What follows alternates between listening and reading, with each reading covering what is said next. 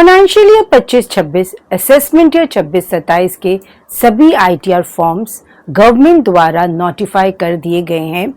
जल्द ही इन फॉर्म्स को income tax e filing portal पर लाइव कर दिया जाएगा और फिर आपकी आईटीआर फाइलिंग शुरू हो जाएगी। हर साल गवर्नमेंट न्यू टैक्स रिजिम में चेंजेस कर रही है और उसे और भी अट्रैक्टिव बना रही है और ओल्ड टैक्स रिजिम में जहां कोई भी चेंजेस नहीं किए जा रहे, जिससे ये साफ पता चलता है कि गवर्नमेंट का ये मोटिव है कि ज़्यादा से ज़्यादा टैक्स पेयर्स ओल्ड से न्यू टैक्स रिजिम में शिफ्ट हो जाएं और धीरे धीरे गवर्नमेंट ओल्ड टैक्स रिजिम को विड्रॉ कर लेगी। पर 1 अप्रैल 2026 से new income tax act 2025 applicable किया गया और वहीं new income tax rule 2026 applicable किए गए, जहां पर प्रिकोसाइट्स वैल्यूएशंस और अलाउंसेस में कुछ मेजर चेंजेस किए गए, जिससे एक बार फिर ओल्ड टैक्स रिजिम में एक स्ट्रॉन्गर साइड पर उसे लाकर खड़ा कर दिया, जिससे टैक्स पेयर्स से फिर एक बार ये कंफ्यूजन क्रिएट हुआ कि उनके लिए ओल्ड टैक्स रिजिम ज़्यादा बेनिफिशियल है कि न्यू टैक्स रिजिम। जहां न्यू टैक्स रिजिम में आपकी 12 लाख तक की इनकम को टैक्स फ्री रखा गया है फॉर फाइनेंशियल ईयर 25-26, पर आपको यहां एक बात याद रखनी है कि 12 लाख की टैक्स फ्री लिमिट सबके लिए नहीं है। वहीं ओल्ड टैक्स रिजिम में 17.5 लाख तक की इनकम पर आपको पे करना है zero tax liability.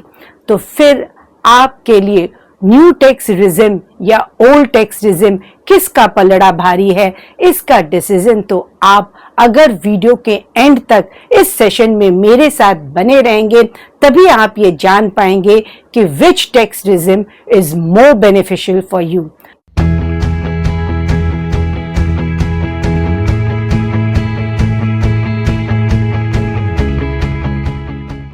Hi friends, welcome back to my channel. I am CA Anita Agarwal. यदि आपने अभी तक मेरा चैनल सब्सक्राइब नहीं किया है तो subscribe my channel and press the bell icon ताकि आपको इस तरह की वैल्यूएबल इंफॉर्मेशंस की नोटिफिकेशंस मिलती रहे। Like the video and share with your friends and relatives in order to create awareness. Financial year 25-26 assessment year 26-27 में 12 लाख तक की इनकम को टैक्स फ्री रखा गया है।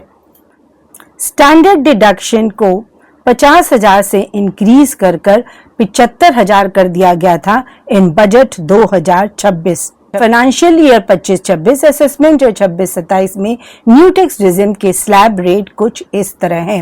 आपकी 4 लाख तक की इनकम पर आपका टैक्स रेट है नील। 4 लाख से 8 लाख 5%, 8 लाख से 12 लाख 10%, 12 से 16 लाख 15%, 16 से 20 लाख 20%, 20 से 24 लाख 25% और अबव 24 लाख 30%। यहाँ यदि आपकी 12 लाख तक की इनकम को यानी कि 4 लाख की एग्जम्पशन लिमिट के बाद भी 4 से 8 5% यानी 20,000 का टैक्स और 8 से 12 का 10% टैक्स रेट यानी 40,000 का टैक्स आप पर एप्लीकेबल होगा। यानी कि 12 लाख तक की इनकम पर आप पर 60,000 टैक्स एप्लीकेबल किया जा रहा है।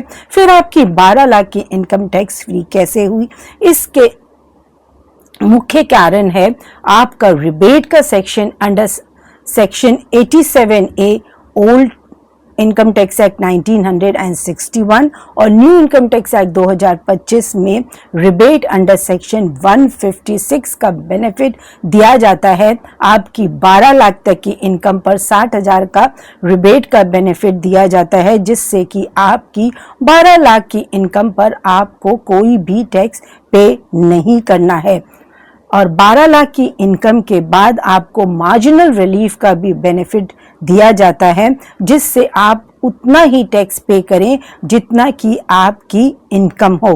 पर आपको एक बात यहाँ पर ध्यान रखनी है कि न्यू टैक्स रिजिम में जहाँ आपकी 12 लाख की इनकम को टैक्स फ्री रखा गया है, पर ये 12 लाख की टैक्स फ्री की लिमिट सभी पर एप्लीकेबल नहीं है। ये फैसिलिटी सिर्फ रेसिडेंट और इंडिविजुअल को दी जाती है। अगर आप एक NRI हैं, HUF हैं, AOP हैं, BOI हैं, फर्म है, कंपनी है या AGP हैं, तब आप इस 12 लाख की टैक्स फ्री लिमिट को आप अवेल नहीं कर सकते। वहीं 12 लाख की टैक्स फ्री इनकम का बेनिफिट सिर्फ आपकी नॉर्मल इनकम पर ही दिया जाता है।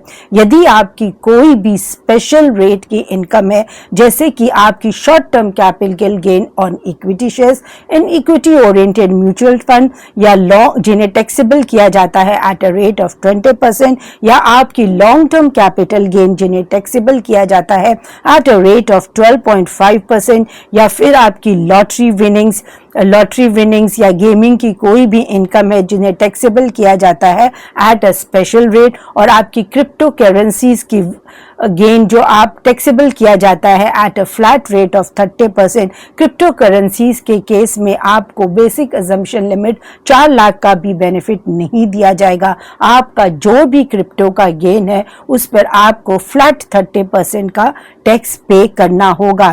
तो आप समझ पा रहे हैं कि जहां सब 12 लाख की टैक्स फ्री इनकम की बात कर रहे हैं, वहां पर आपको इन बातों का ध्यान रखना होगा कि ये 12 लाख की टैक्स फ्री इनकम किस पर एप्लीकेबल नहीं है और कौन सी इनकम पर आप इसका बेनिफिट नहीं ले सकते।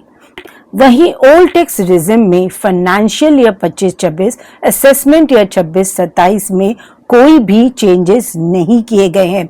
यदि आप एक रेजिडेंट इंडिविजुअल बिलो 60 इयर्स है तो आपकी 2.5 लाख तक की इनकम पर आपको कोई टैक्स पे नहीं करना। 2.5 से 5 लाख 5%, 5 से 10 लाख 20% और अबव 10 लाख है 30%। और अगर आप एक सीनियर सिटीजन हैं और आपकी एज 60 to 80 इयर्स है, वहां आपको 3 लाख तक की इनकम पर कोई टैक्स पे नहीं करना। 3 से 5 5%, 5 से 10 20% और अबव 10 30%।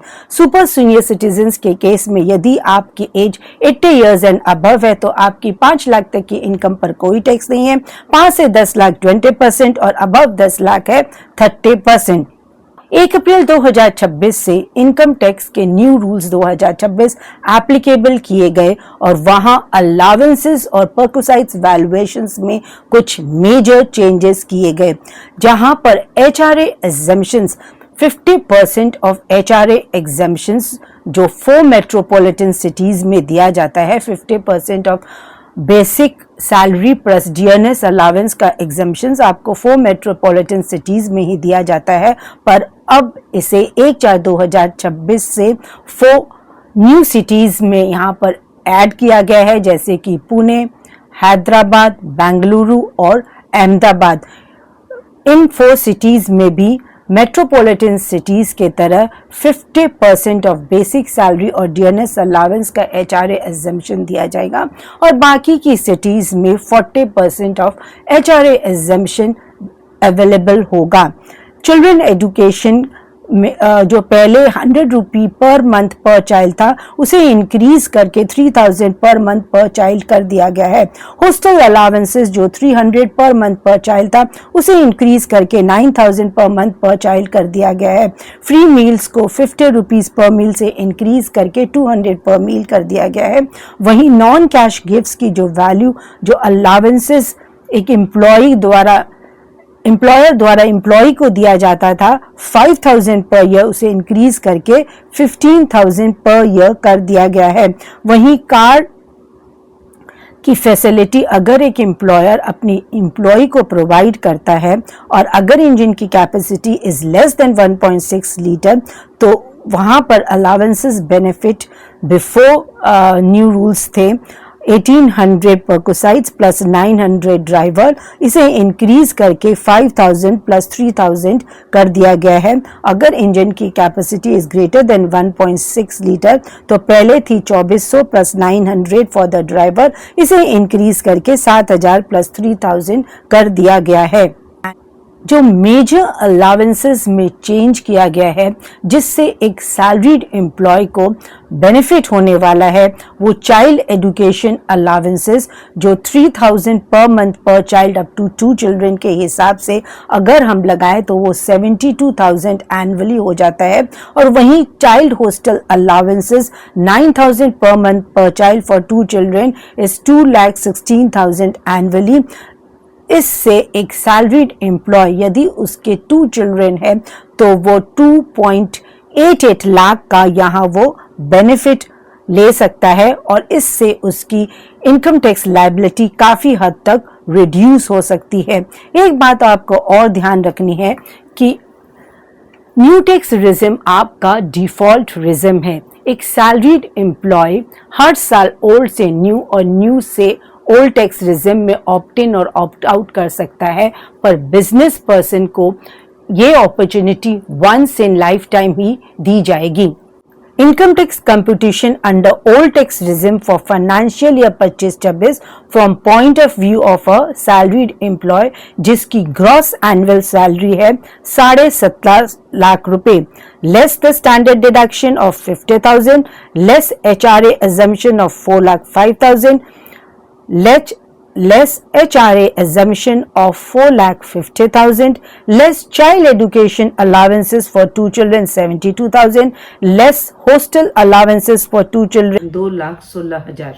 Gross total income होगी 9,62,000, लेस डिडक्शंस 80C का अगर वो डिडक्शन PPF LIC EPF का क्लेम कर रहा है 1.5 लाख का, health insurance of self and parents है उसकी 75,000, होम लोन इंटरेस्ट है for self occupied property 2 lakh और NPS कंट्रीब्यूशन है 50,000, तो उसकी नेट टैक्सेबल इनकम हो जाएगी 4,87,000।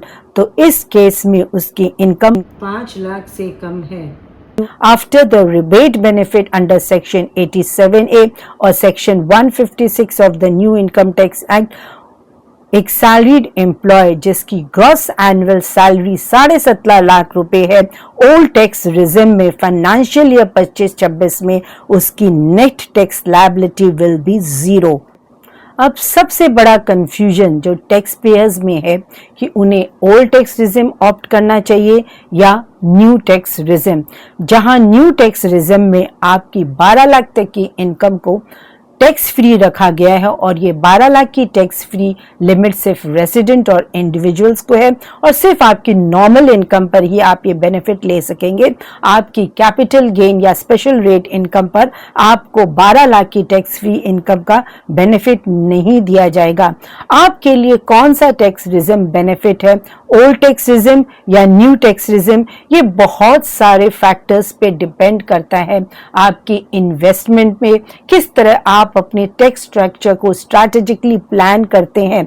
यदि अगर आप न्यू टैक्स रिजिम के लिए जा सकते हैं यदि आपकी सैलरी स्ट्रिक्टली बिलो 12 लाख है और आपने कोई भी आपका एक्टिव होम लोन नहीं है, आपने कोई भी सिग्निफिकेंट 80C या 80D की इन्वेस्टमेंट नहीं कर रखी है, तो उस केस में आप न्यू रिजिम को ऑप्ट कर सकते हैं। और यदि आपका कोई होम लोन चल रहा है या आपके 2 चिल्ड्रन स्कूल गोइंग या कॉलेज गोइंग 2 चिल्ड्रन है, तब वहां पर आप एजुकेशन अलावेंस और हॉस्टल अलावेंसेस का बेनिफिट ले सकते हैं और आपने अपनी 80C 80D 80G की इन्वेस्टमेंट कर रखी है, उस केस में आपके लिए ओल्ड टैक्स रिजिम ज़्यादा बेनिफिशियल होगा।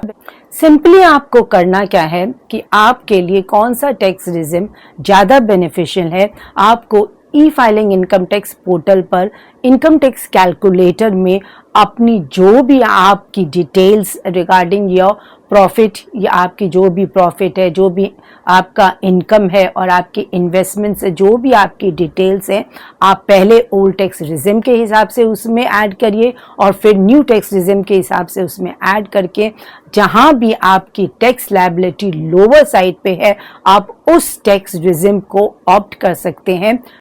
Hope guys this video has added value to you. Thanks for your valuable time. Jai Hind.